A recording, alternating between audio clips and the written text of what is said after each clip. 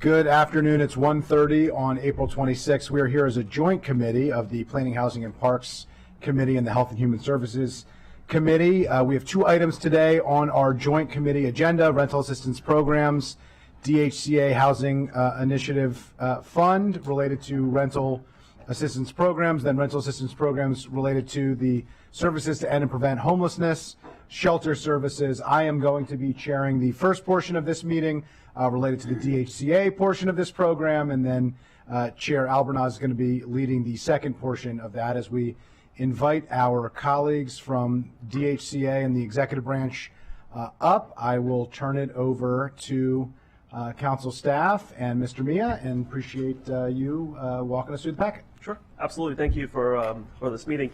Just a quick housekeeping note. Today we'll focus on the rental assistance portion budget of the HIF. The other parts of the HIF will be discussed more fully at the PHP session on May 1st. So today we'll just focus on the rental assistance portion. Overall, the county executive is recommending $16.3 million for the HIF-funded rental assistance programs, which is a decrease of about $3.2 million. The reason for the decrease is the HIF-funded portion is funded through recordation tax, which, as we know, is declining for 24.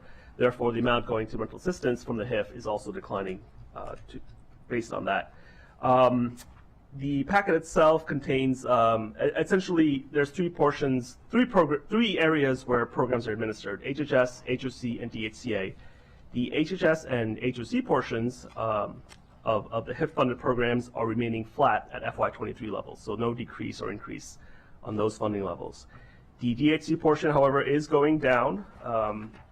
It's going down by about, where are we here? About a little less than $2 million for FY24. Most of the DHCA programs most of the money is geared towards either extending rental agreements to keep units affordable, or providing capitalized rental assistance to essentially reduce rents on new projects. So those areas are declining by a total of $1.9 million for FY24, which is a 28% decrease. Beyond that, I think the only other item of note is that based on the GO Committee's recommendations on the recognition tax bill, if approved and assuming an October start date, will generate $7.5 million next year for rental assistance programs, so the HIF portion. So the discussion there would be, if approved, how would the council like to allocate those funds, whether through proportionate increase across all three program areas, three departments, or making more targeted investments in select programs. So just something to think about. But yeah, I think we should hold off before. I think we should approve, right, have the conversation, approve the bill, and see where that lands. And then once we do that, just from a process standpoint, I think we can reconvene. Those funds will not be available until October, assuming the committee recommendation remains, or sometime thereafter, so we have some time to reconvene to figure that out. I think we should have a real understanding of exactly what number we're going to end up with, and I think we should give the full council an opportunity to weigh in on that issue. So I don't think I see any colleagues here who want to weigh in, but we are going to have a significant discussion on that, assuming there is a recordation tax change and there's a portion of that allocated to rental assistance programs. We are going to want and do expect to weigh in specifically on how to allocate those funds. So with that, any comments or additional information from DHCA on these issues, not related to the recordation tax, but specifically related to these items? Okay, I just had a question, and then if there are colleagues that have questions, we're kind of in the interim period here, and we had a robust, largely federally funded program that was providing record levels of support for renters, and we ceased to take applications for that in January. And we were told that that was the enough to cover the amount of funds that we had. There were no plans to cover a gap in between, and that we would pick this back up in the new budget. Those funds will become available July 1st, that we're discussing today. I think it's important that we have a conversation of, where are we in the interim between no applications being taken in January and July 1st before the funds that we're talking about today will be allocated. So if the department can walk us through what's the progress of getting those funds out the door for the applications that ceased in January, how many funds are remaining, and what is the timeline to move that process forward. Sure. Hopefully you see the regularly issued Pulse report coming out every week, and so you can see we are down to under 500 applications that we are still working through finishing to process. That's from this current round. We received over 6,900 applications. We have been seeing denials higher than we expected, so there will be some carryover ERA funds from this round, and we are in conversations about the best way to release those funds to the community. We do still have our regular eviction prevention programs have still been operating and have never stopped at any point, and so we do have regular $4 million of general funds.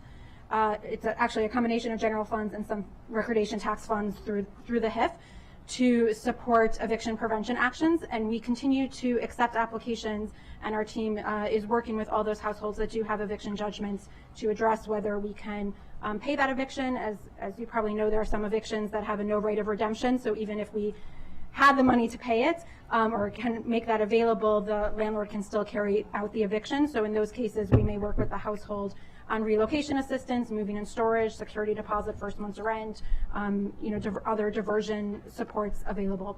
So those funds are still going out the door, and so anyone who does have an eviction judgment, they can reach us through 311 or coming into any of our 3 social service offices, and a social worker or a team member will be assigned to help them through that assessment process and how we can intervene financially to support their housing stability.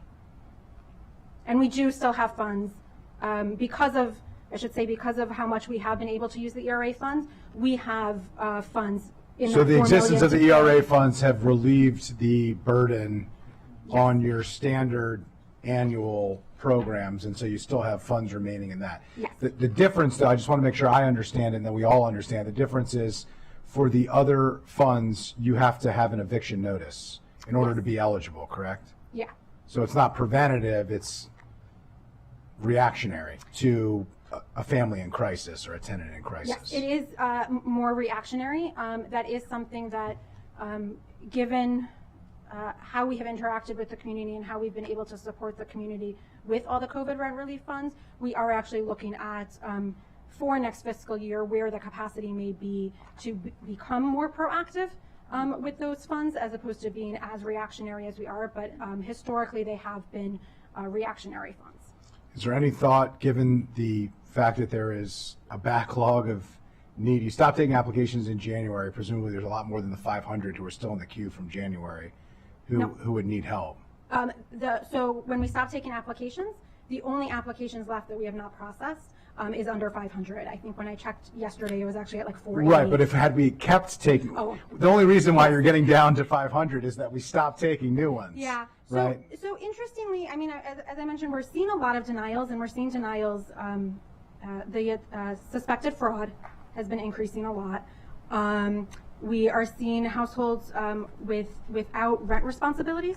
Like it may be a child who is renting from a parent, but there's no history of actually rent payments being made. So they've created. So they've created exactly, that's a good word. They've created a rental environment, but there's no history of that rental environment. We are seeing people who just moved to the county and are already coming and asking for support, don't have a history in the county, and that was an eligibility criteria we set, that you have to have a history of housing in the county. Are there people who are still struggling? Of course. Like even pre-COVID, over 50% of our residents in the county were housing cost burdened.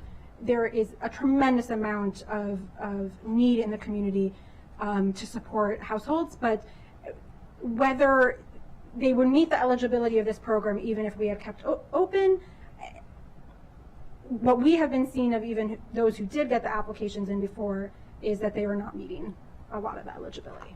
Okay, and when you said that there's going to be carryover, you mean you have more funds available than the 500 applications based on the current rejection rate? Yes, and that's because of ineligibility? yeah, and that is called out in the packet. When we sent over the information, it was about 14 million. Most recently, we have put out another 2 million, so we're down to about 12 million at the moment that we have still in ERA funds. And so 12 million is the amount, or it's the projection? It's the current amount. The projection is probably between 10 and 11. I mean, we're not that many applications left. So. Okay, so I'm just curious. We're sitting on 10 or 11 million dollars. The county executive, the county council have been raising the alarm for the need for providing resources to tenants who need help. Why aren't we repurposing these funds, taking in new applications and helping people who we know desperately need it? So for each round, we have fine-tuned to the extent that we can within the criteria of the funding source, the eligibility criteria, and it may be something as simple as, we were looking at residency in the county, so keeping on moving that date, versus other things that we changed in terms of from previous rounds. We did not do utility support. In this round, we did utility support, and so we are looking at the best way to fine tune that to make sure that we are getting those dollars out the door. As I mentioned, though, we are still providing the eviction prevention services. No one is being turned away for lack of funding, because whether we're using the ERA funds or we're using our other pot of funds, we are putting money out. Well, they're being turned away before they even show up because we're telling them not to apply. Because the only people who are eligible for the program that we're currently taking applications for have to already be in crisis before they show up.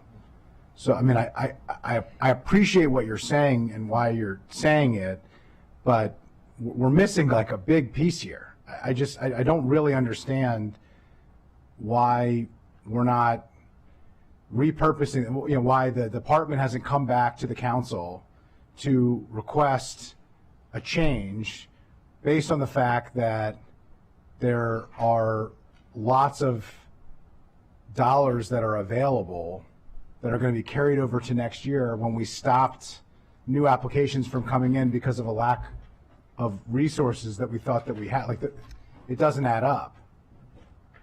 You see what I'm saying? Like, Yeah. No, can you help me understand the thinking here of why wouldn't we have just continued to take applications if we were going to have 10 or 11 million dollars available starting next year? It seems like we're withholding funds from residents who desperately need it in order to do a reset for next year and start a new application process. And if there are problems with the application process and you need to fix it, I would understand that, but I figure we should get that figured out much quicker and then reopen it. Yeah, so at the time when we stopped applications, based on our denial rate at that point, we expected that we would exhaust all the remaining funds with the applications we had on hand. And we did not think that there would be this carryover. It really has been, as we are continuing to process those applications that we received, that we went from about a 40% denial rate to our overall denial rate is now at 60%. We did not expect that. And we had the faith that the applications that were coming in were ones that proportionally would meet the eligibility that we had set up as it was before. So we closed expecting that we would exhaust all funds. We are working to figure out what is the best way to get those funds out now, because I think to your point, there is the question then, right? If the applications are getting denied, we're looking into why were they getting denied, right? Because if it's suspected fraud or if it's other things, we can't make those funds available in those circumstances.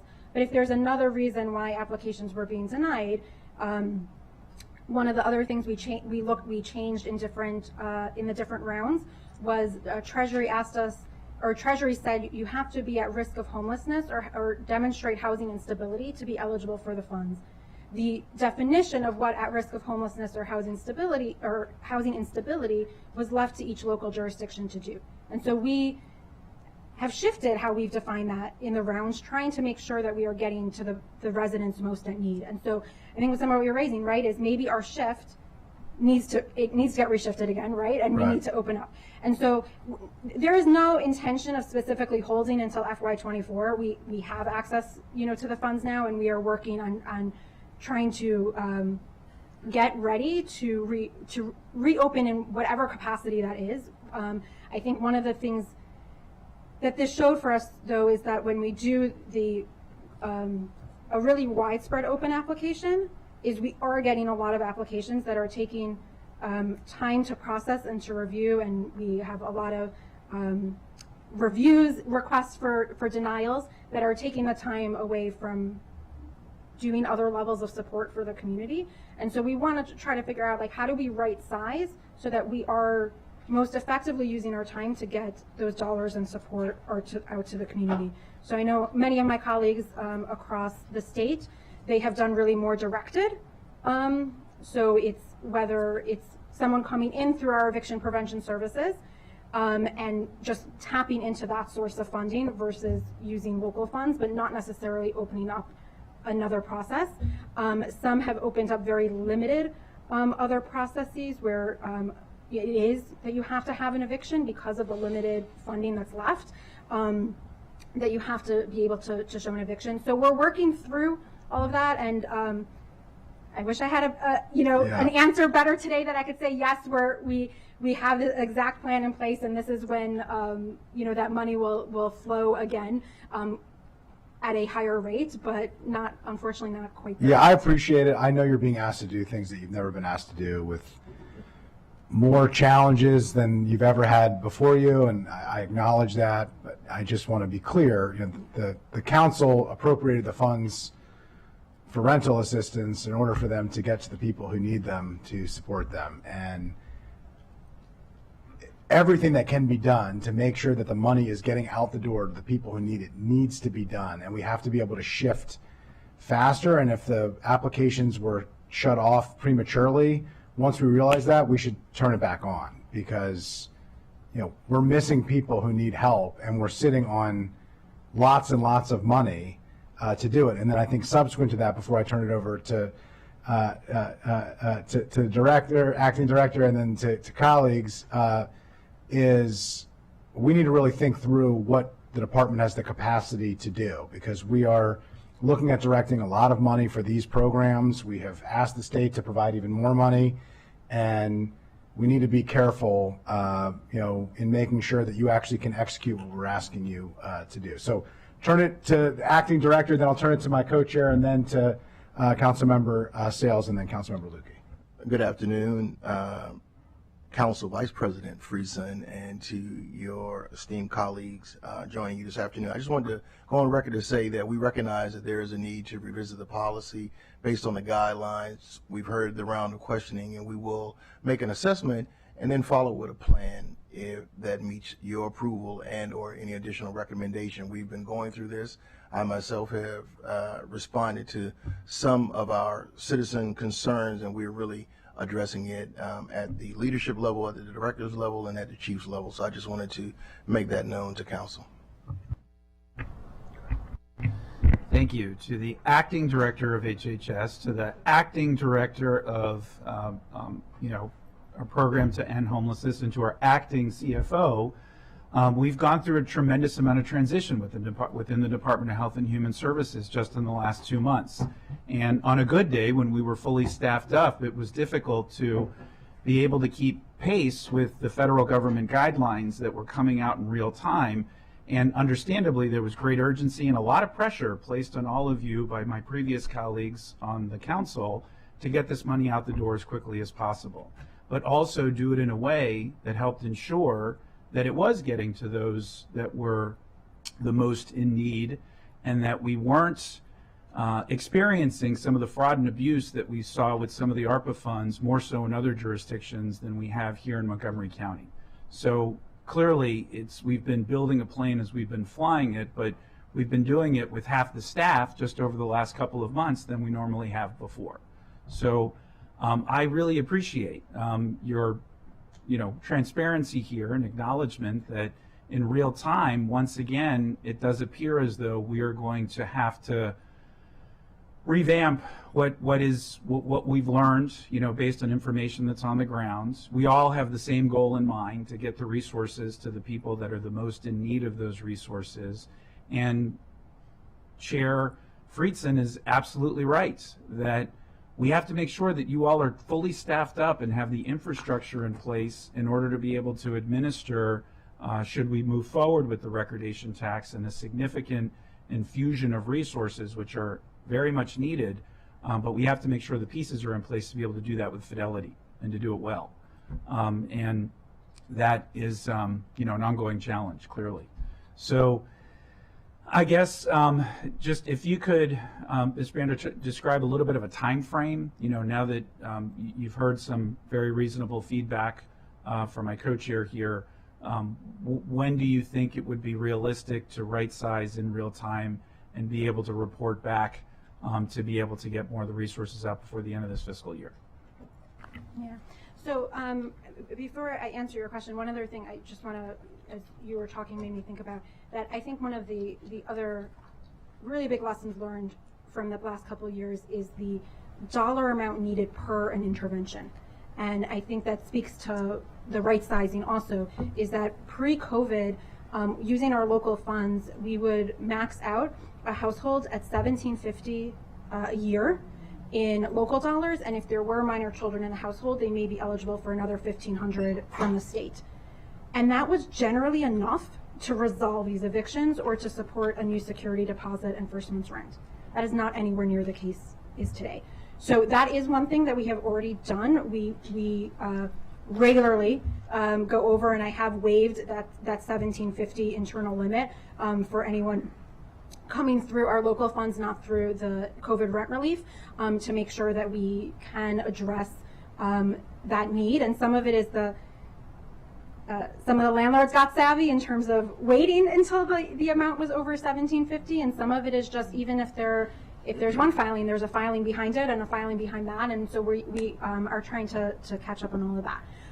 We have started listening sessions with some of our key nonprofit partners, our colleagues at DHCA, our colleagues of City of Gaithersburg, Rockville, and Tacoma Park, our emergency assistance coalition members. We have time scheduled with them, and also internally with our staff, to really make sure that these changes to any policy and program, whether it's specific and time limited with the ERA funds, or whether it's the long term with our local dollars too, that we really are making sure that we are getting the feedback from those that are directly assisting residents, both from a advocacy and community standpoint, and also from our staff, who is unfortunately sometimes in the position of saying no. How can we get them to a place that they're saying yes more?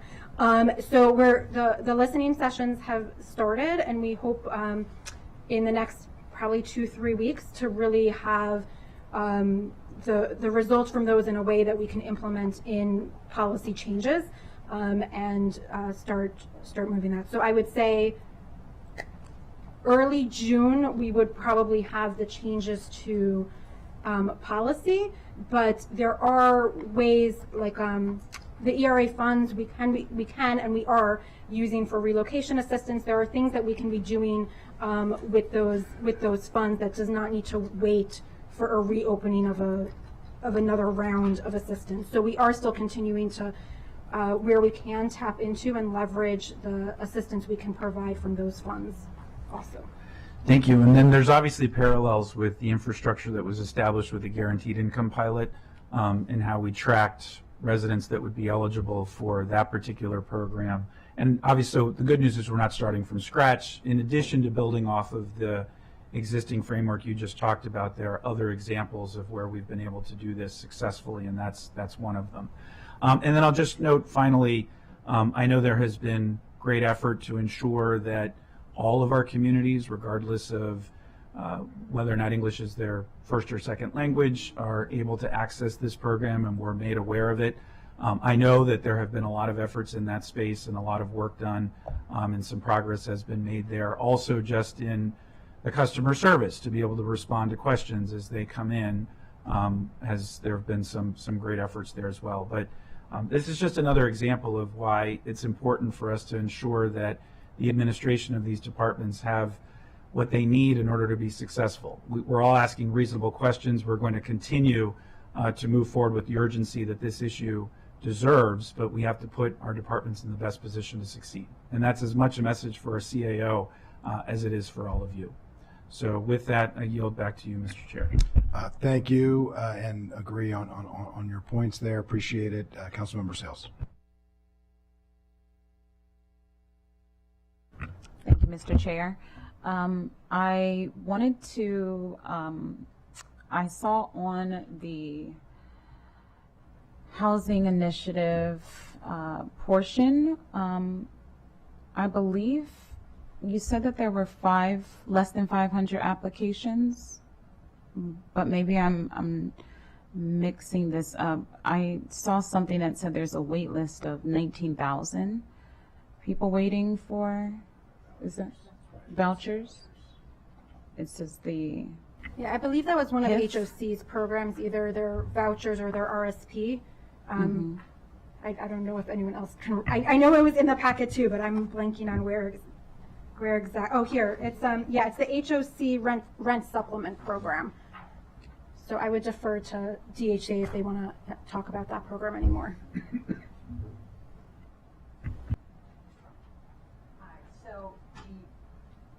Sorry. No worries. Hi.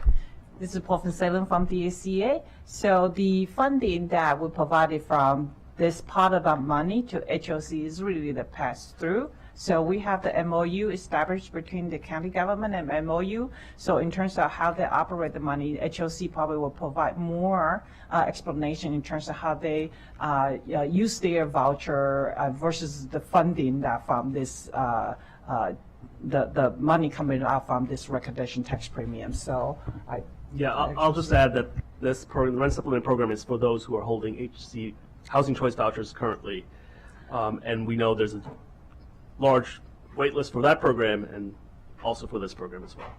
well, I know that there are 30,000 people waiting to access HOC housing, but these 19,477 on the wait list, I thought that was for the rent supplement program. That's correct. There's a wait list for both programs, yes. Okay, so rent supplement, is that not the same as? No, the rent supplement is really supplementing the housing choice voucher program. So it's there are limits on how much that funds per month. So this is a supplement to that program. So these are two different programs, but the supplement program is supplementing the HCV program. And so what's the max amount that these residents can access? It's $600. Yeah, Okay. it's $600 Per month? Yeah. Okay, all right. And so there's $10 million, and that's for new rental assistance applications that are no longer, are we going to decide what happens with that 10 million during this meeting, or? Because I would think that if we have people on a wait list needing rental assistance, is there a reason why we're differentiating between? Yeah, so the 10 million, I believe, is the ERA fund that comes to HHS to provide rental assistance. So we do it as, whether it's eviction prevention or it's eviction prevention. So however upstream we define eviction prevention, whether it's judgment or earlier, that 10 million is for rental assistance in that way. The HOC rent supplement program, you can probably best compare that to HHS's, to CEF's rental assistance program, which I know a lot of the names overlap. It makes it really challenging to keep it straight. But both of those programs are shallow subsidies. So it's the county's rental assistance program is anywhere from $100 to $503 a month, and I think in the second packet it has a little bit more detail on that program. And HOC's is up to $600 a month, and both of those are designed to support a household where there is an income to rent expenses gap. Both of them are, once a person is in the program and eligible for the program, they are renewable, and so it stays with that household as long as they maintain their eligibility. And so I can say for the counties, we have about 1,700 slots for 1,700 households. HOCs is the 300 households. We do coordinate together, so if there is a household that gets pulled for both programs, the max benefit that they can receive is the 600 limit. They cannot get 600 plus the 503, for example, from us, but we do coordinate with HOC, but they're both similar to a voucher program, but are shallower than a voucher. There is that $503 or $600 cap. It will not pay 100% of rent, and they are both locally funded. Yeah, so I bring it up because, I see a decrease of $3.2 million, yet there's 19,000 people who are waiting for funding.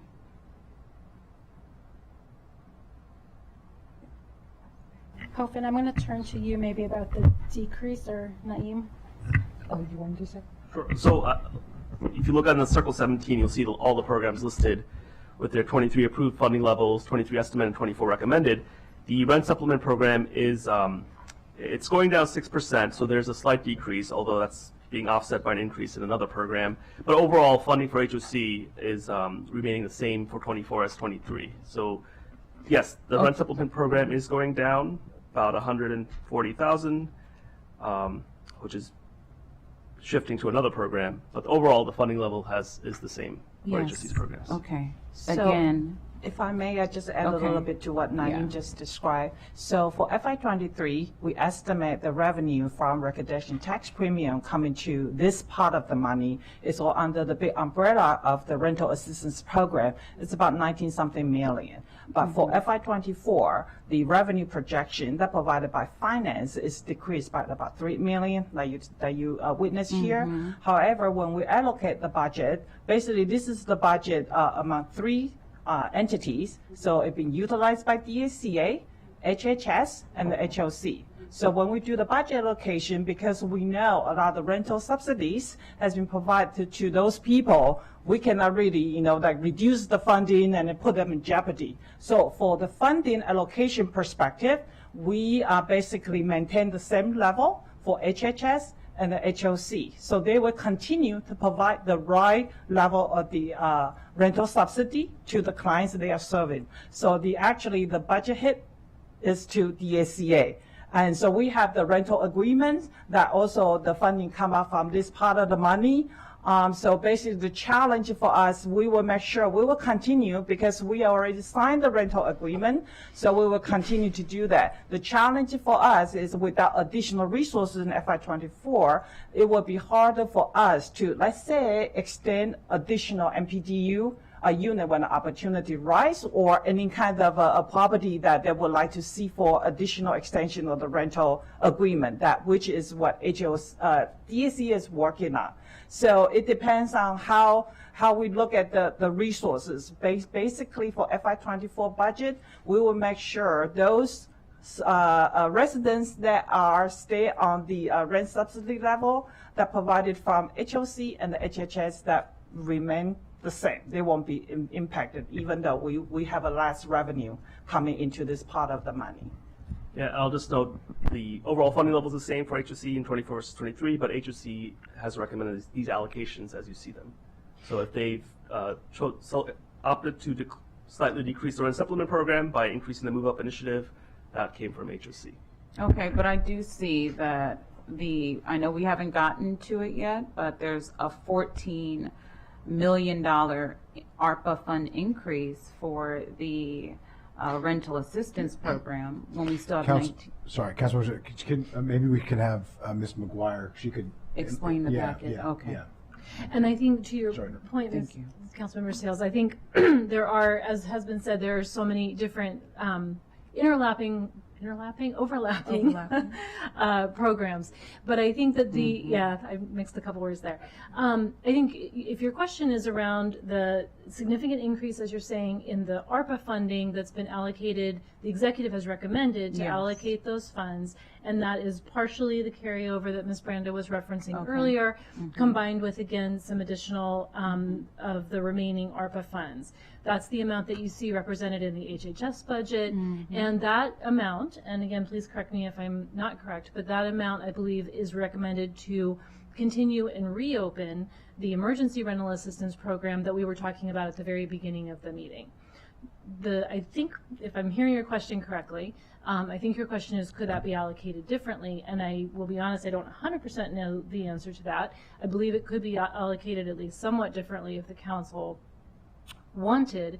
Whether it could go to HOC or not, I'm not sure. But that, I think, just to sort of square the reference, that additional carryover money that we were talking about at the beginning of the meeting has been recommended for HHS to reopen the emergency rental assistance program.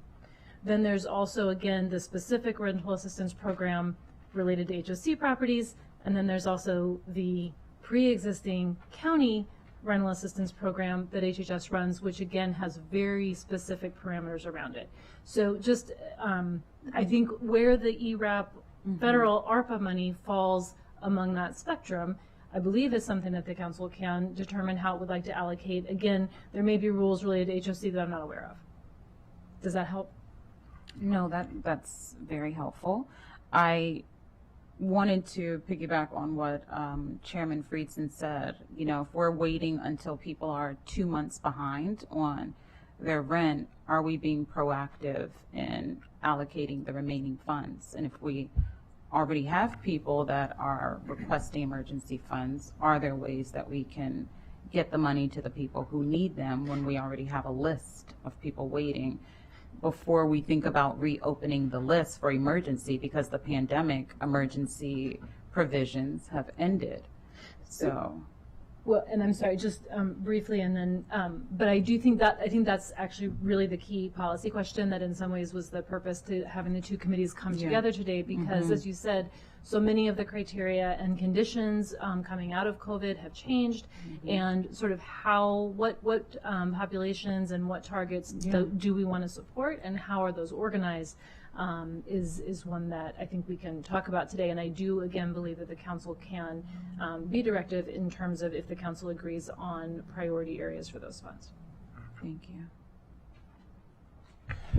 Thank you, Councilmember Sales. Councilmember Lukey. Thank you.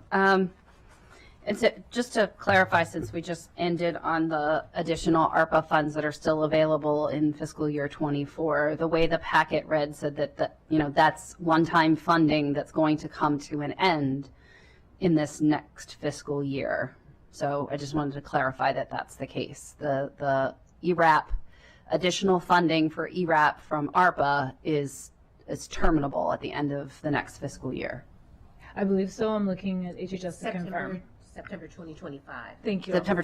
Enough time to finish bill out for the end of the wrap up of the fiscal year. Right. Okay.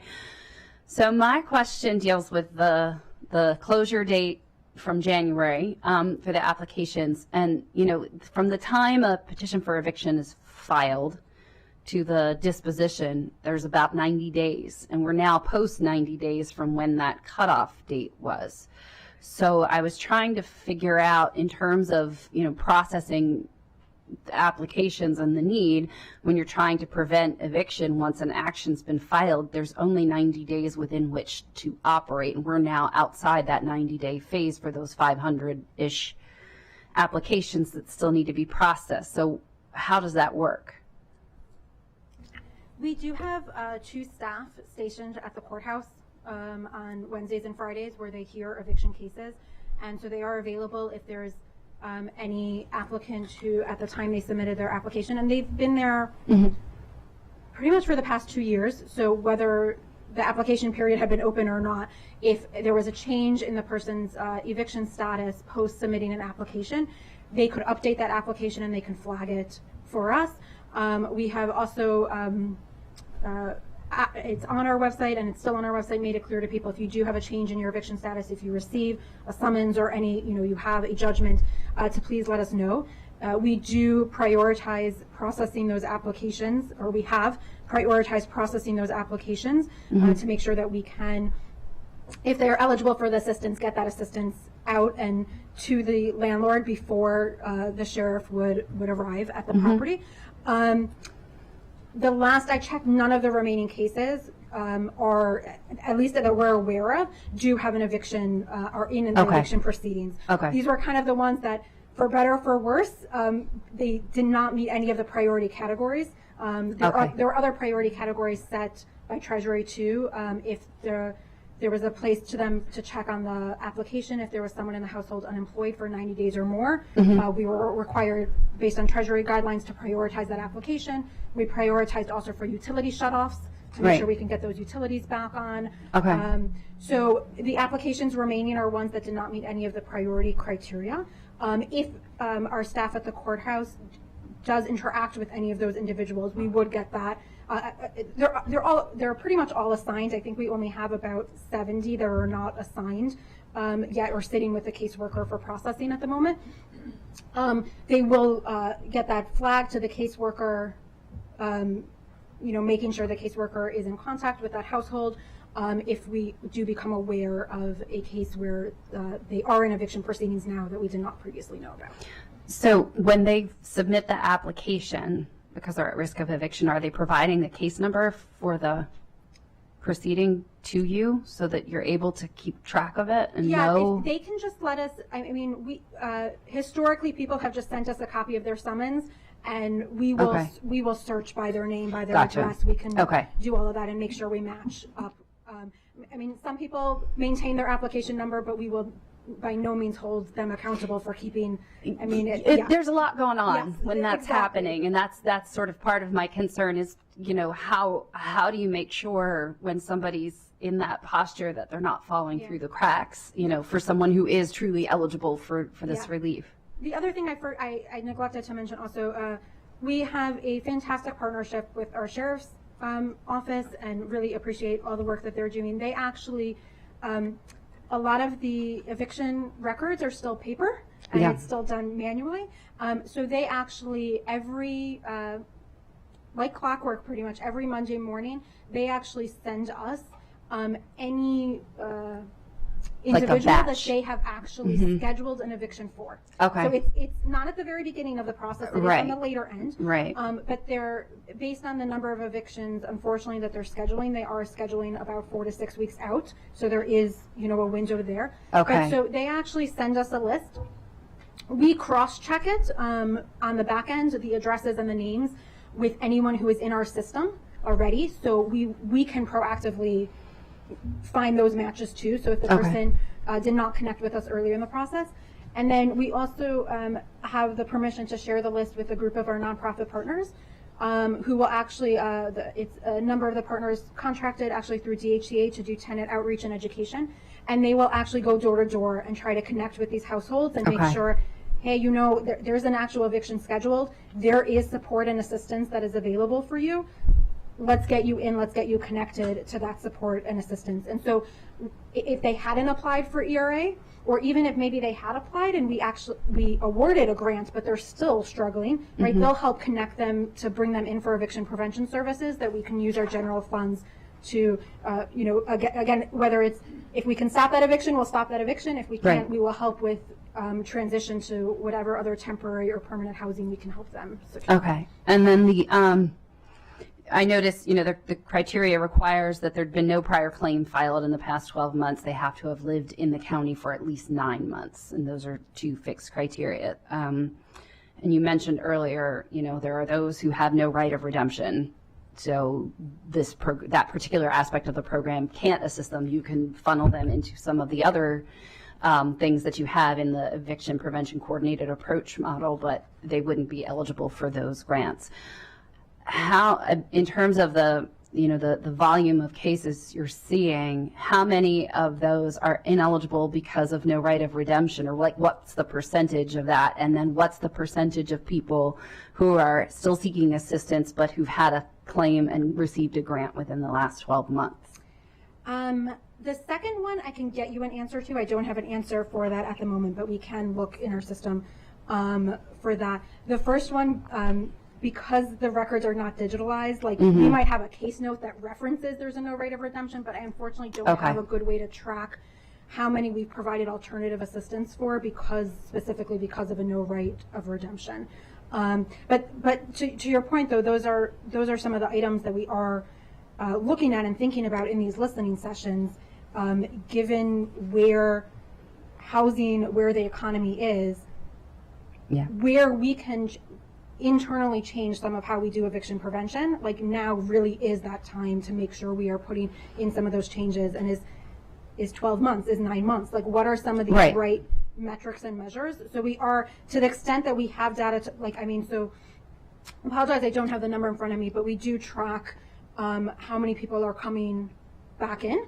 Because many people will, even if they know that it's 12 months, they will still come back maybe 9 months and say, hey, is there anything else you can do, or what else can I tap into? So we do have some of that data, and we can definitely follow up. Yeah, and I'm asking that because obviously, you know, if the Band-Aid was placed here, but we didn't deal with the underlying issue, then we're gonna, you know, and putting another Band-Aid isn't quite right. So what is it that we could be adjusting or doing differently that's going to have the desired impact, so that they don't find themselves perpetually in that situation? And as I understand it, for right of redemption, it's not county specific.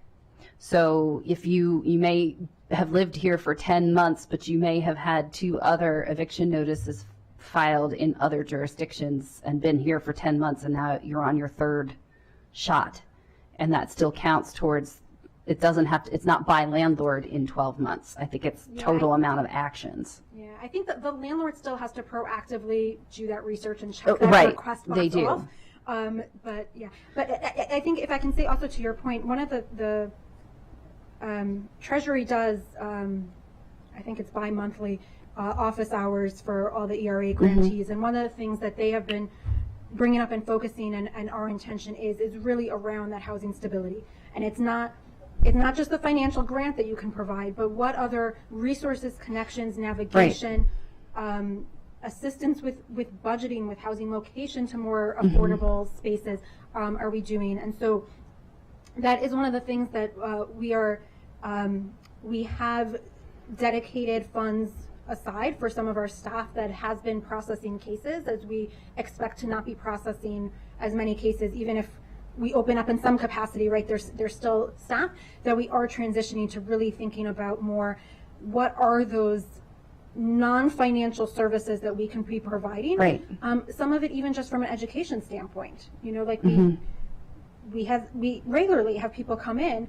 I turned in my keys the other day because my landlord offered me, if I turn in my keys, they'll waive my whole debt. They won't pursue any, you know, action against me.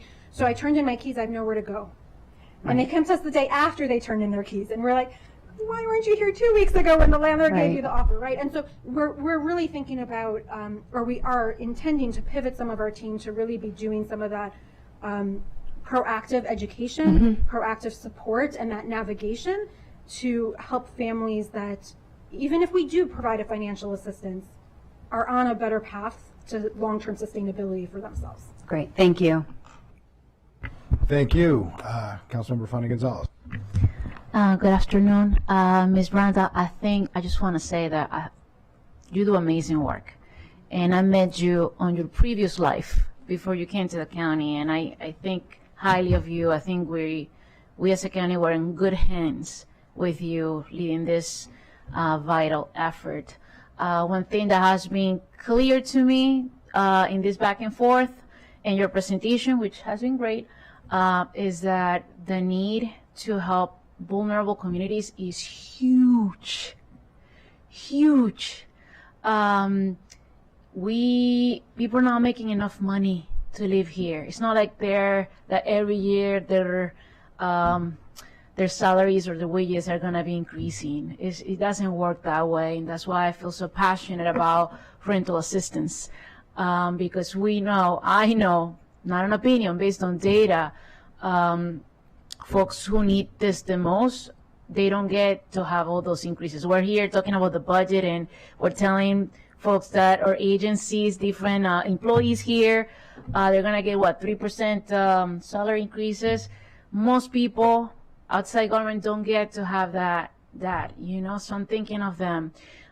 So I have a lot of things on my mind to ask you and to comment. One thing, can we get, as you work to redefine your definition on how somebody can qualify to get rental assistance, do you have like a breakdown of who has received rental assistance, like what's their demographic, how much money do they make?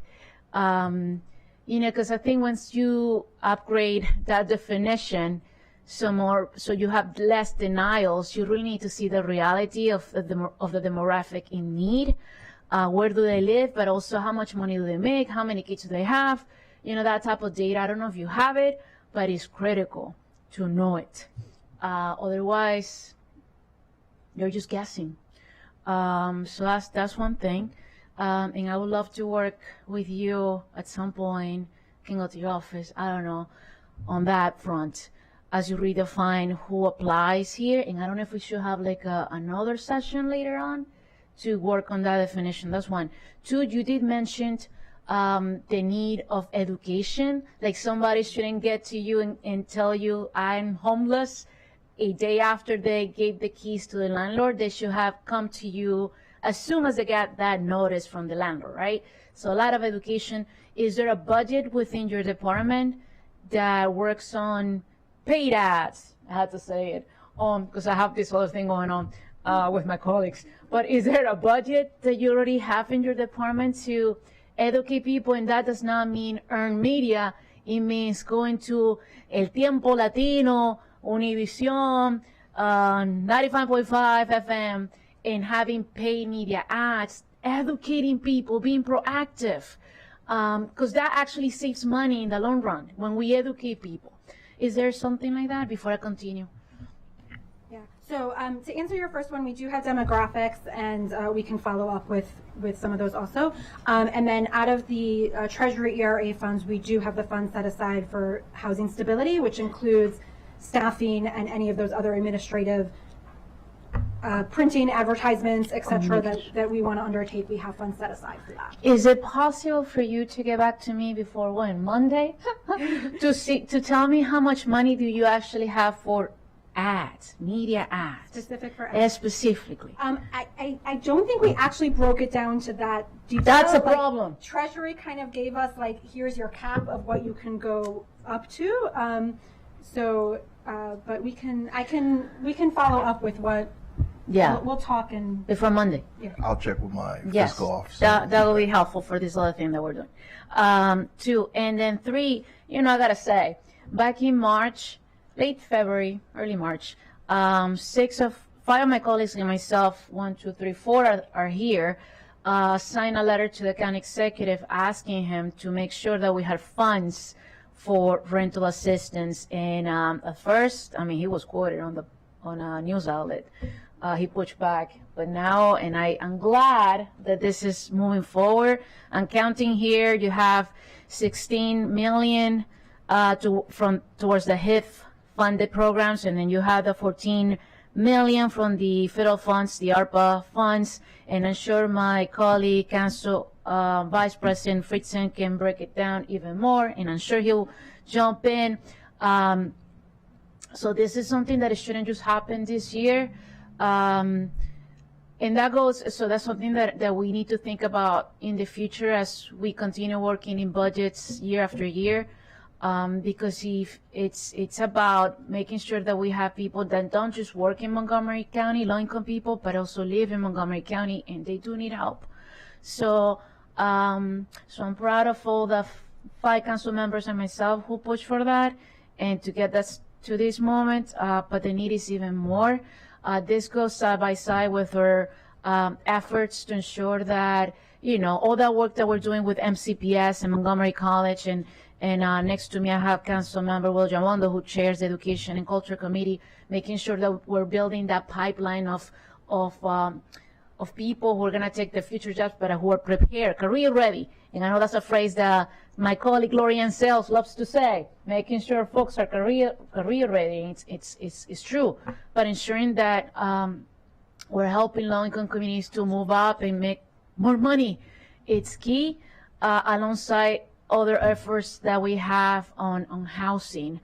So I wanted to say that and to thank you one more time for all your work, and look forward to continuing the conversation. And I'm gonna yield to my colleague, Council Vice President Fritzen, so he can break it down even more. Sounds good. Well, thank you for that. We are going to talk in a minute about some of the other items. There's a little bit of an overlap here, so I don't want to steal the thunder too much. But yeah, I did want to wrap up this part of the conversation with two things. One, we essentially have, a little over $30 million here, which is what we requested, which we appreciate. We do need to figure out what we're going to do with the $10 to $11 million of what are now being called carryover funds, the $10 to $11 million that we learned about today that we don't think are going to be expended. Go ahead. I believe that's embedded, that's not additional to No. what you just mentioned. The 10 to 11 million is embedded in the ARPA funding? It's in the force, Yeah. yeah. It's within Yeah. that. So the question is, when are those funds going to be available? And I think we need to have, if we're not ready to have that conversation today because you're still working on it, I do think we need to come back and immediately to determine how you're going to expend those funds, whether or not you're going to reopen the applications that were closed in January. Those funds are available now. And there's two aspects of this. The ARPA money is available today. The additional funding won't be available till July 1st. And so we need to really think through that. I don't think we should be taking a pause. I don't want to say a break, because you're certainly not taking a break. You're working as hard as you possibly can.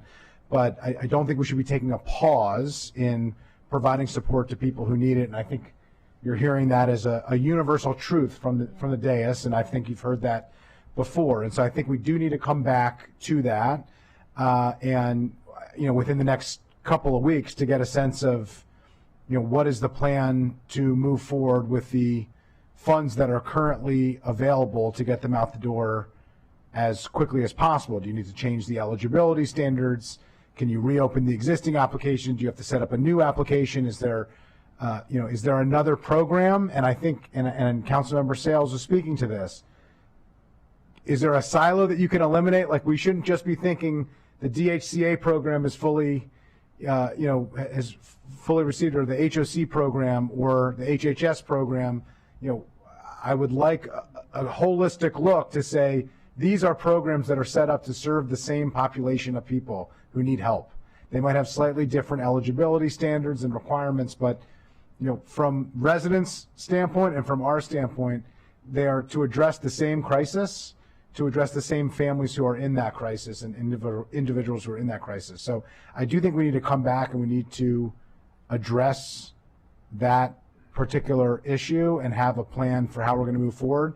And then subsequent to that, and we're not going to do it during this budget process, but we are going to have to figure out and determine how we offset these funds for moving forward. Because once the ARPA funds are finished, they're finished. There's no more available for that. And we do need ongoing conversation about that. We talked about in the beginning of the conversation the proposal that's before the council on recordation taxes. There are other proposals and other thought processes, but we need to make sure that we have that conversations before next budget so that we understand where we're headed with this. Councilmember Sales. Thank you. So I believe you're going to bring back some information about the, I don't know if there's any distinguishing between the people who are on the HOC or are in progress, who are requesting rental assistance funds because of a rental increase or because they are totally behind in their rent. I also wanted to ask more about the MPDU extension program. I didn't understand. If you can tell me a little bit more about that, because I saw that that was $2.5 million that was cut from that program. Thank you. So I would just say, in terms of the HOC waitlist, I would not be able to speak to that. I think you will probably need to follow up with HOC in terms of who is the 19,000 on their wait list and what are the demographics Criteria. or criteria for that. So and then I'll defer to DHCA to talk about MPDU.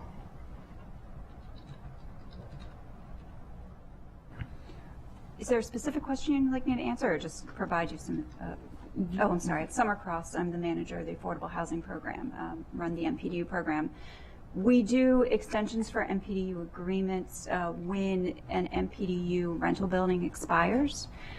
So in 2005, they changed the law and changed the control period for an MPDU. It went from 20 years to 99 years currently. So we're still seeing a few of those older buildings starting to expire. And between today and 2025, so 20 years later, we will have, I believe, 3 or 4 more buildings expire, which we would enter into a discussion and negotiation with the current leasing office to see if they would be interested in us continuing to supplement the rents so that the MPDU tenants who are there can maintain that MPDU rent rate for an additional 5 and possibly longer years, and then the county supplements the difference between the MPDU rent and the market rate rent. So you don't have any programs expiring? I'm just wondering why the cut. I would have to defer to Ms. Salem. Yeah, I don't think we have any cuts. So last year during the FY23 budget process, and then because the revenue projected for FY23 budget was much higher, so it's just an opportunity rise. We have 3 MPDU property. I think it's in Bethesda area. So we estimate that in order to extend for additional 5 years to maintain those MPDU units, continue for 5 years, this is about 2.4 million. So we're able to kind of lock in that funding available to support the extension of 3 MPDU units.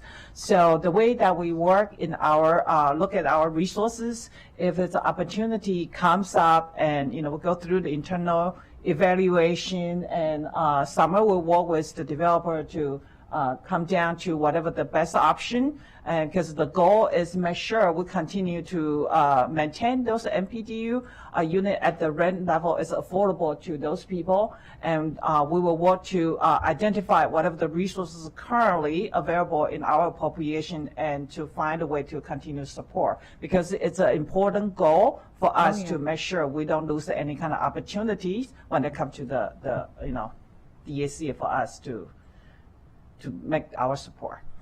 Okay, so there's no lapse for next year. And that's why the money isn't allocated. The 2.4 is not allocated for FY24.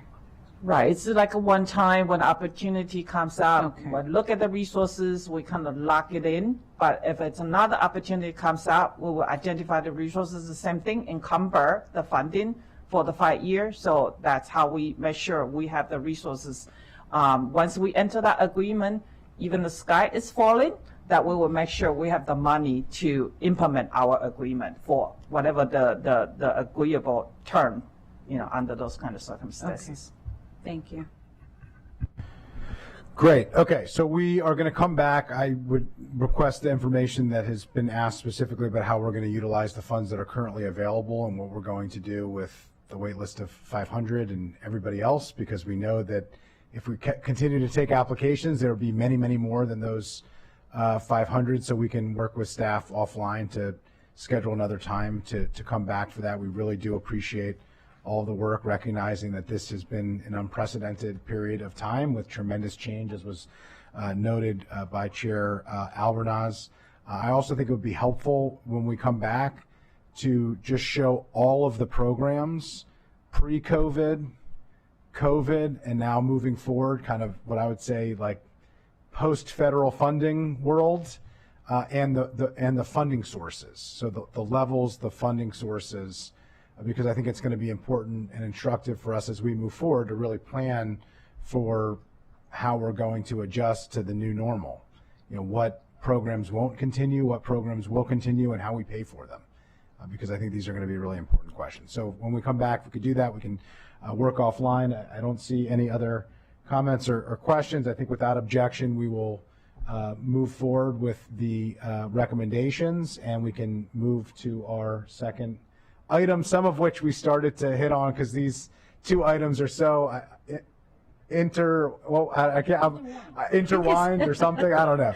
But I think anyway, I said interlapping. interlapping, yeah, interconnected and overlapping. So Exactly. interlapping, It's a which new word. Shakespeare invented words, and so does Miss McGuire, and the company fits. So with that, I'll turn it over to Chair Albernath.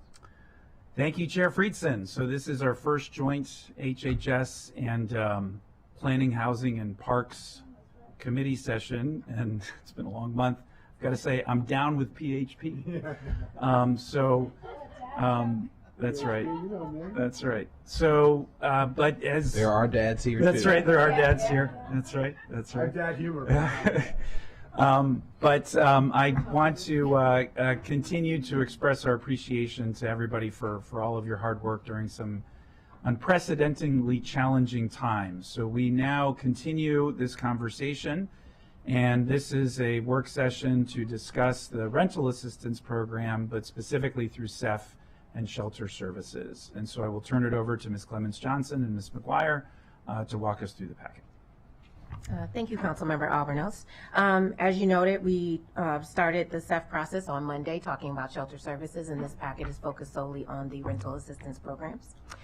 So the executive for FY24 has recommended an additional $17 million for the housing and prevention programs. As we have discussed, about $14 million of that funding is for ARPA funding. There is 1.7 in new funding, 1.7 million, excuse me, in new funding for eviction prevention. And there's also 1.7 million recommended for the rent subsidy, as a rent subsidy to keep up with the rental increases in the Housing Initiative Program, and $300,000 recommended to keep up with rent increases for permanent supportive housing. We have identified all of the items as high priority. And so for our first item, we'll go through the vacancies through SEF. So as of March 2023, Services to End and Prevent Homelessness has 11 vacancies totaling 1.2 million. Of those, one of the positions has been vacant for more than 1 year, and that is a community health nurse 2. The other 10 positions are vacant less than a year, and we also detail the position types in the next bullet. We also wanted to call attention to the number of FTE changes within SEF. They are a total of 49.9. 28 of those FTEs are tied to the Emergency Rental Assistance Program. I'll just say that those positions are already filled and in place, utilizing the ARPA dollars from FY23, so not new positions. They are currently funded. The remaining of those 28, you do quick math, 28 positions, most of those are transitions from broker to merit positions. So the department can detail those, but we actually talked about those on April 17th when we talked about the administration portion of the HHS budget, and we highlighted these positions. So majority of them are in SEF, I think all except for 2.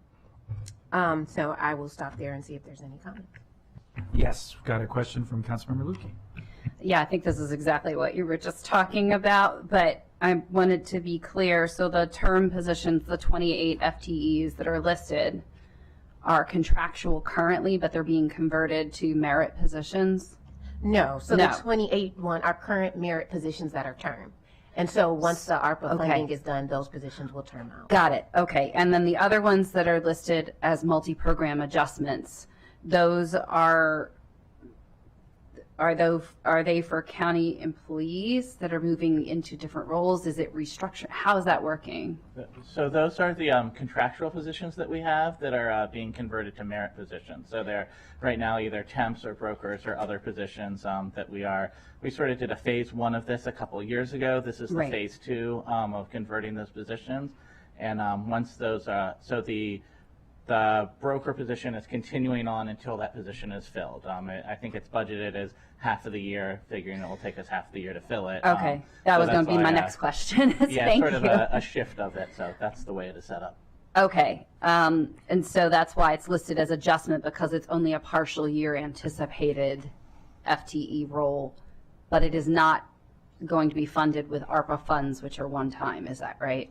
No, so yeah, Okay. so there's the 28 positions are the ARPA ones that are the sort of term positions that Right. are temporary. All the other ones are not related to that. They will be permanent positions in the HHS budget, serving the many needs that SEF has continuing on. Okay. Thank you. Chair Friedson.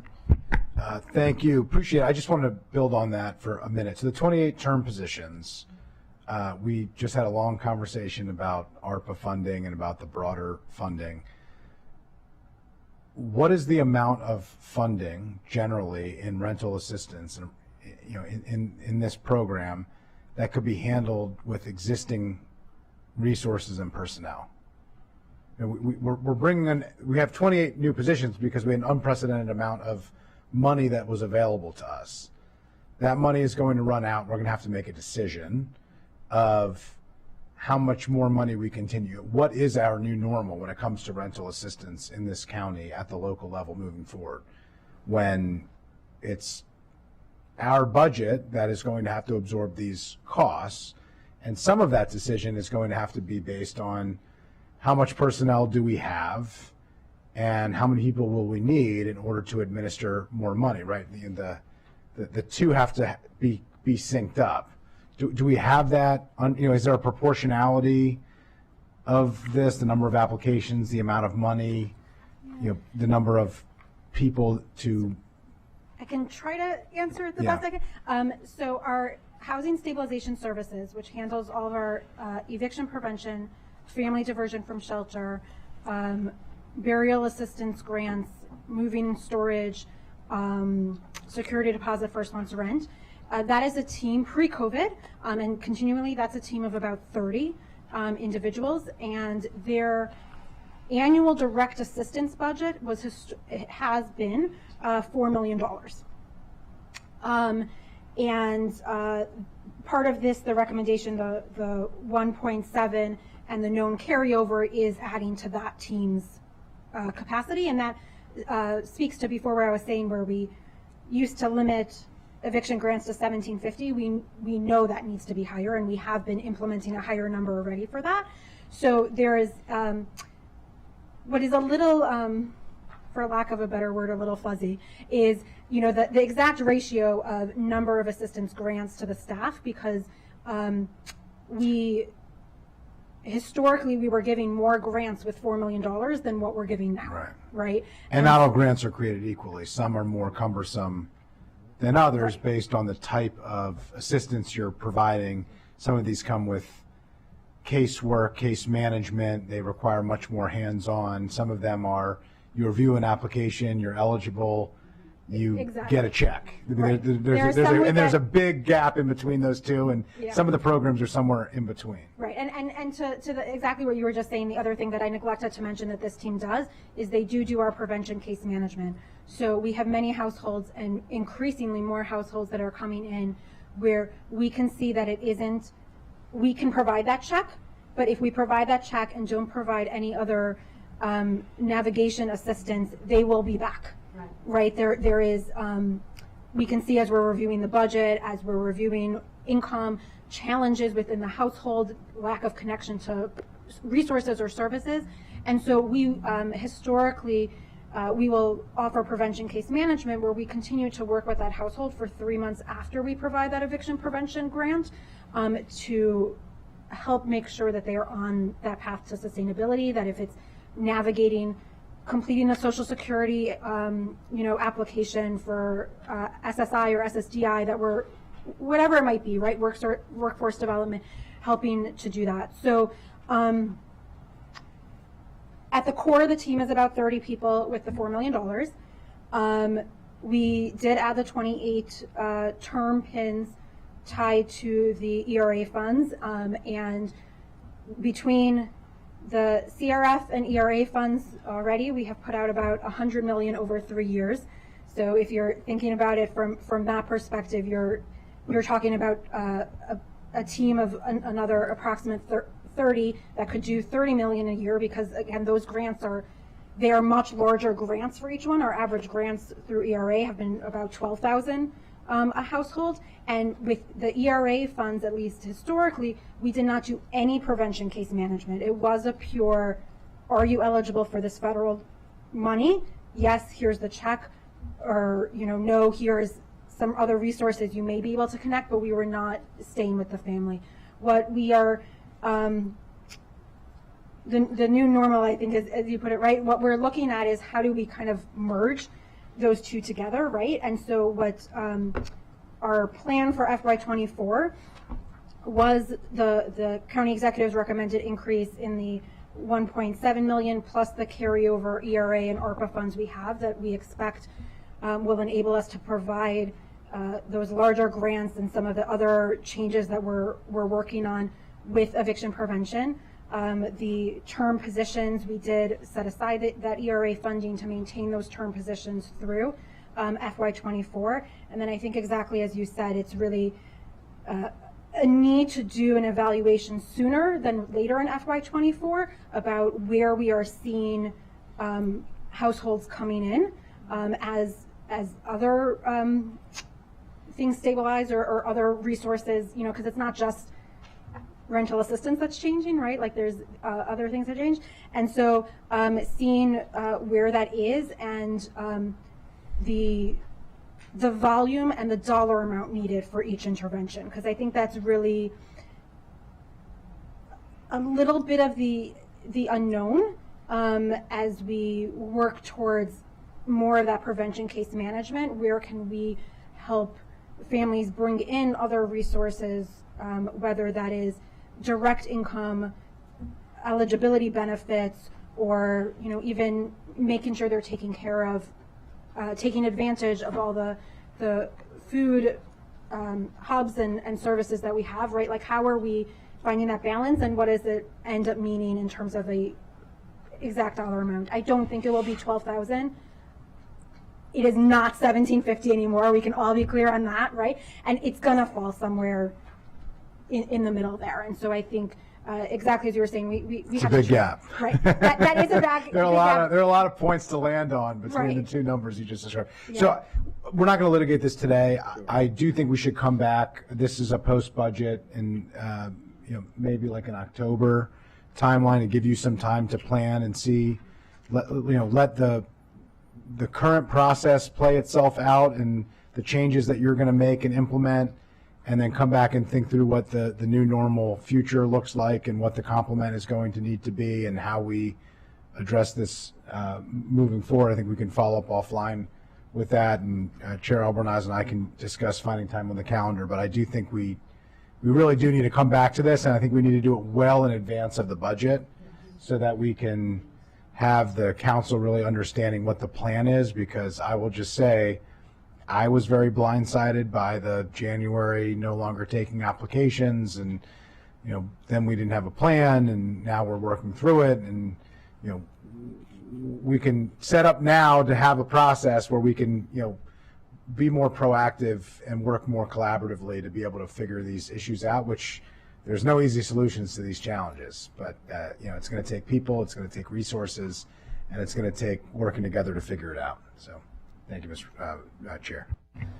Thank you. So I agree. We need to come back. We also need to come back and track the success of the program overall, because clearly the intent is to keep people housed. That's the most important thing. But the factors that were leading to housing instability in the first place also need to be addressed. It just basically buys us time.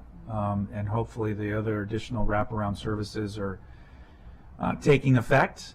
And I mentioned the same program earlier, but I think the transition here needs to be to our guaranteed income pilot, which I think is where we need to go ultimately, because there's been a lot of intention on making sure that we do track outcomes for that program in a variety of different ways, and there's some real synergy there.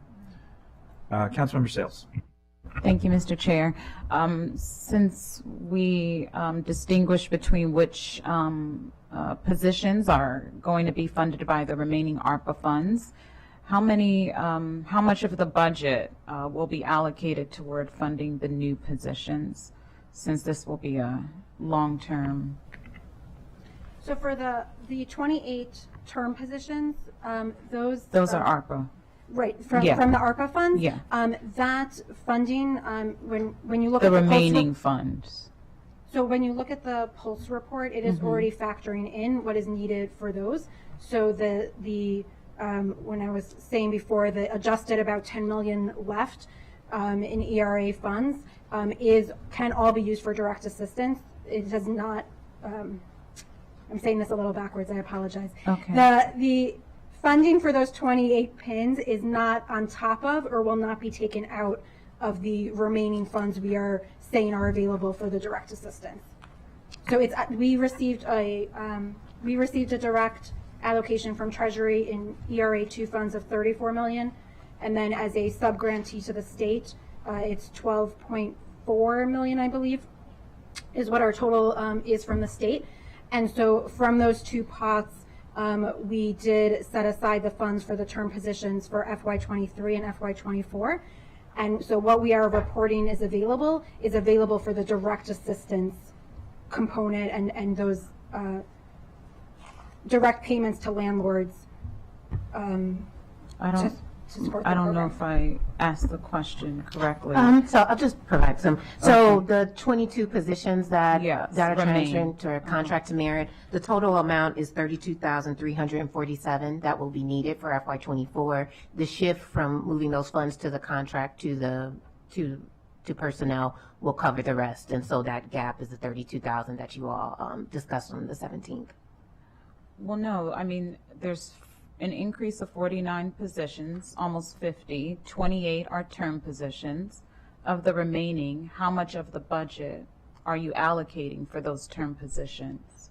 You mean the positions associated with the ARPA funding? Yes. So, and I think what Ms. Brenda was trying to say was that the funding for those positions has already been factored into the 23 and 24 ARPA numbers. So the money that's left has been identified is for subsidies. Jason, do you know the personnel number? I was going to say, I think a clarification though, that those remaining are not expected to be paid with ARPA. I think maybe that's the clarification. So I'm talking about the 3 full-time employees, the 4 coordinated entry homeless Right, services. none of those are with ARPA funds. I know. Okay. How much are we allocating to pay for these positions? So it's a net cost of $22,000 because it's already budgeted as contractual staff, and so that contractual between, and this is for all of the positions. So we sort of, that was the item discussed in admin. It's all of the positions together. If we take the amount of money we budget right now for contractual staff versus the amount of money that the positions cost,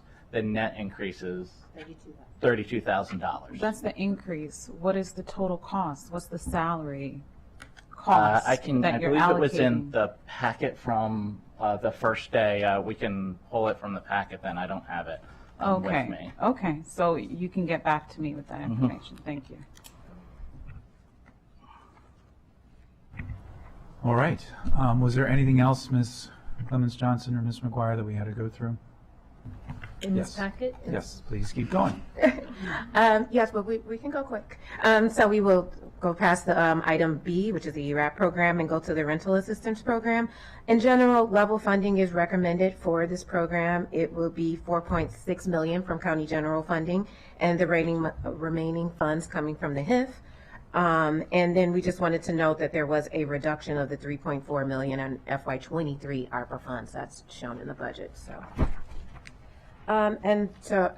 We will move next to item D, which is the eviction prevention program. This is an increase to the base budget of $1.7 million, shifting from ARPA funding to county general funds. More than 12,000 evictions have been prevented in the last year, and the county staff recommendation is to support the $1.7 million.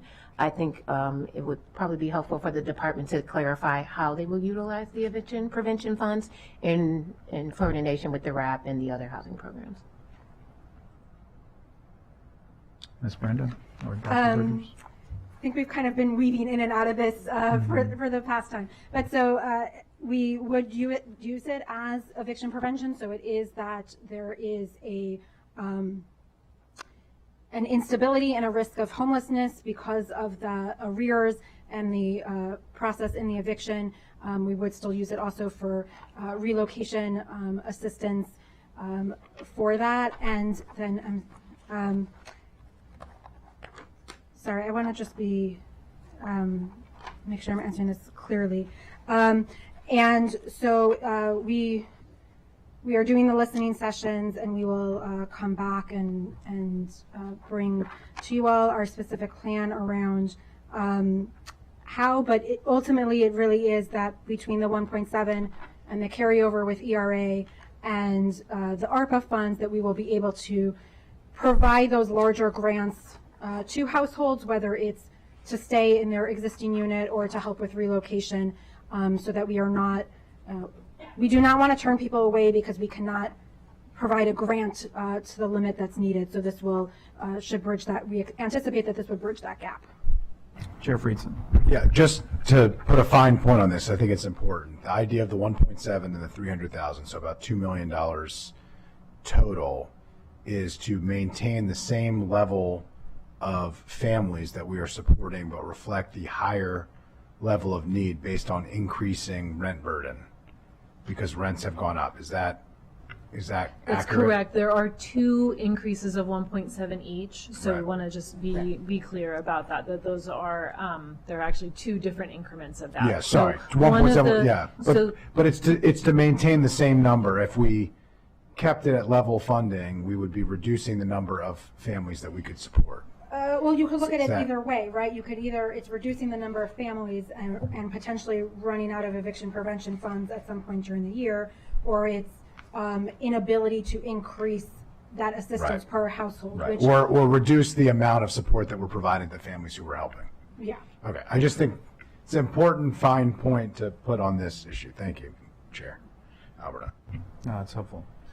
And as Ms. Branda said, we have been weaving in that we're in a state of transition. The department's going to get back to us with some adjustments that are going to be made based on the information that we have before us, which will be helpful. All right, do I see no other questions? Councilmember Chawando, followed by Councilmember Lukey, and then Councilmember Sales. That happened quick. Yeah, I did. Yeah, I appreciate all the work and just can't underscore enough how important what you're doing is. And I wanted you to give a little context, that since we're in the eviction prevention section here, the numbers you've seen rise and that, you know, your interaction with the nonprofits at the courthouses and just the trend lines on that. And obviously we're talking about a 1.7, you know, an increase here, but just contextualize that with the scope of the rising problem we're seeing.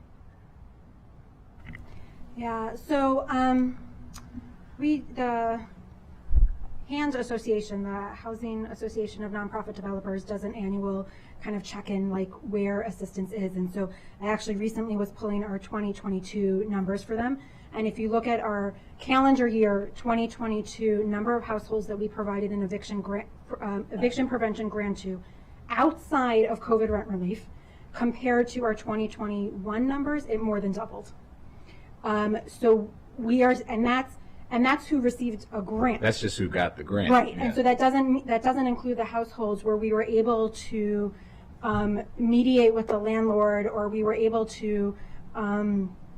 They ultimately made a decision. We're going to move in with family and friends, and you know, maybe didn't need our financial resources to make that transition. Right. So the demand is definitely increasing, and this. It speaks to some of the comments you all made in terms of like the cost of housing, the discrepancy between income and housing for many of our residents, the increasing cost of everything else, of transportation, of food, of, you know, the day-to-day living increased cost, and we're seeing that pinch in housing, and there's honestly, there are families that we work with that come in each year, and this is they know that I cannot pay my rent for a little bit because the county will help me, that there is this program that I can Like come they're to. factoring it in. They're factoring it into Yeah. their annual budget of how to make things work for their household, that I can come access the $1,750, or if they have the minor child, that, you know, the extra $1,500, and they're factoring that in to their budget. So we are seeing a very high increase in or we're seeing a more than doubling of the actual amount of grants that we are putting out the door. We are assigning, I mean, our team of the 30 core people that I mentioned are part of our merit, non-term, not tied to ARPA team. They are each taking upwards of 15 new cases a week to handle. As mentioned before, some of them might be really quick. The person has already identified, I have new housing, I just really need help with that security deposit and first month's rent to get in. And others are extremely more complex.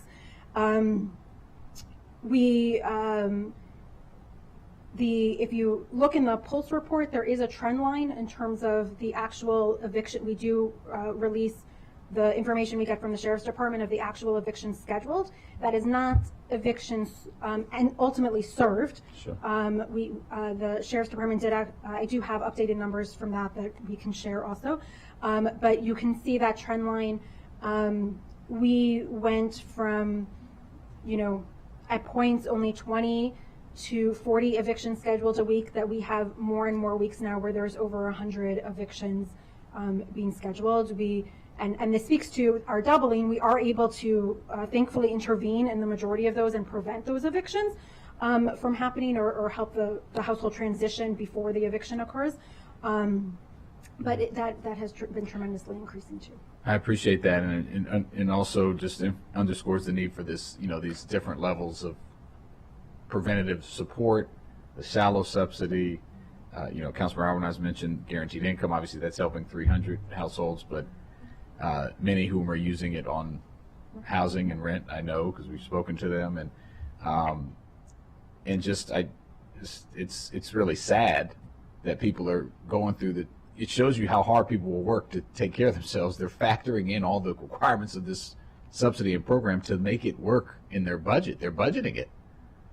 And just shows how tough it is for so many right now. So I'm glad that we have potential more of this funding coming up on the horizon. We need to hear your plan and how you're going to utilize it, as has been said before. I want to associate myself with those comments, but this is significant. So look, we've got a big task in front of us, but appreciate all the work that you're doing. Thank you, Mr. Chair. Thank you. I've got Councilmember Lukey, followed by Councilmember Sales. Yeah, I was actually just wanting to ask a clarifying question, because we don't need to determine where we're placing this today, correct? Because we're waiting on additional information? Or? So I believe that was the joint committee's recommendation related to the ARPA funding. Right. There are other pieces of funding that I believe the committee has been recommending as we've gone through. But my understanding was that the ARPA funding, which is recommended to be $14 million, right, that you wanted to come back and hear the department's plan and timeline for how that would be allocated. Okay, so is that correct? Just knowing that there was a 46% total increase in what this budget looks like, but 36% of that, or 39% of that, was ARPA funding. So Correct. There's really a 7% difference in the FY23 budget versus the FY24 budget in terms of county funding. Taking aside the ARPA funds, take them out of the picture for purposes of understanding what we're doing. And it wasn't clear to me, so if you can clarify, with respect to the 7% increase in funding that is being sought, where's that going? And so apologies also, we've done this service area in 3 different meetings. Right, and right. So apologize for that, but that's so for the slice that we need for just this meeting. So the slice that yeah. Well, the slice that we were talking about for this meeting is $3,719,438. So Right. 1.7 million is the discussion we just had on the eviction prevention Right. program. And then the rent subsidy and then the 300,000 separate for the permanent housing. Yes, and Okay. so, 1.7 and 300 to allow, to recognize the increase in rental rates. So today, that would be the amount added to the budget for those housing programs, the 3.7 million in county general funds. Okay, but are we supposed to be adding them to we have to prioritize where they go on the list, or are you making a motion to include them? That's what's not clear to me from up here. Councilmember Friedson, and then I'll SE wants to- I'll let Ms. McGuire go first, and then I'll chime in. So yes, council, they do need to go on the reconciliation list. That is correct, because they are county funds. Council staff suggested that we place them as high priority in Okay. keeping with the HHS Yes. committee's practice. The committee, the HHS committee plans to come back and review your entire reconciliation Right. list at the end of the process. Right. So, Okay, thank you. yeah, there's two separate pieces here. I don't think we need to wait, personally. I think we would need to come back to talk about how the rental assistance money is going to be spent, but I don't think there's any debate on whether or not we want to put it towards Put it here. in the- So, right. the 14 million does not need to go on the reconciliation list because No. it's ARPA dollars, and we're not putting ARPA dollars on the reconciliation list.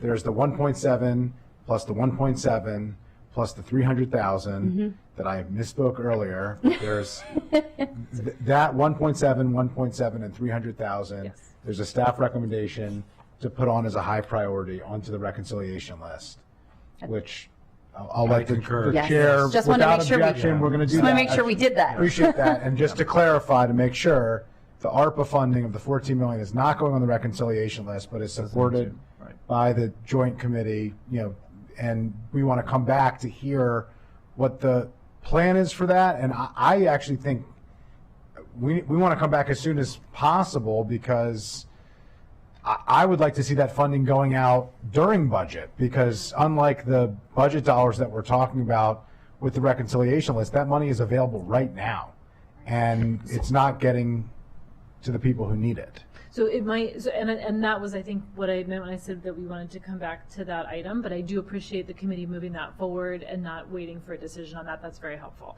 It might be helpful for, we can certainly work offline with HHS staff and identify what that timeline and plan might be that's as quickly as possible, and then communicate it and see where we get you from there. Great, okay. The funding isn't contingent on the process, but we want to come back to talk about the process to get the money out as quickly as possible to the people who need it. Thank you. Yes, and in the short term, if you all can just communicate to us, because getting another joint committee session between now and is unlikely, frankly. But we do, as you heard, want to be able to provide feedback and input, but we can do it a different way. Great. So without objection, then we'll go with the staff recommendation for the additional 1.7 and 3 and 1.7. Want to make sure I have the right number? Yeah. Okay, got it. So without objection, great. Is that it? All right. Thank you all very much. This was, I apologize. My fault. Councilmember Sales. Okay. Councilmember Sales. Look like, Mr. Bridges. Oh, Dr. Bridges, did you want to say something? Just one question. I want to make sure that I'm clear. As a follow-up, I have the fiscal piece. I wanted to make sure we address Councilmember Sales' questions and Councilmember Fanny Gonzalez question about the data and the client demographics and the salary allocation. We want to make sure that they coincide with the submission of the fiscal data. Just wanted to make sure I was clear on that. Thank you. Thank you. Yeah, you got it. All right. Roger. Okay. So with that, we are adjourned. Thank you.